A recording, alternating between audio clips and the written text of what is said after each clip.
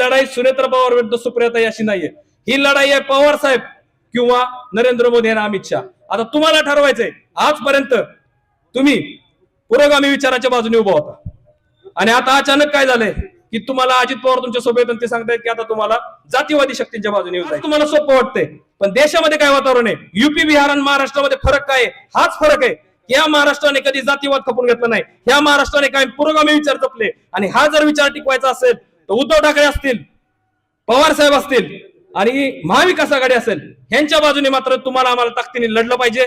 ज्यांच्यापर्यंत आवाज पोहोचत असेल, घरातनं बाहेर येऊ नका, रॅल्यांमध्ये फिरा. यांच्या पार्ट्या म्हटणं सगळी यंत्रणा यांच्या बाजूने, पैसे सगळे यांच्याकडे, सगळी मलिदा गँग त्या बाजूने. तुम्हाला आमिष दाखवतील, ताकद लावतील, जी ताकद लावायची लावू द्या.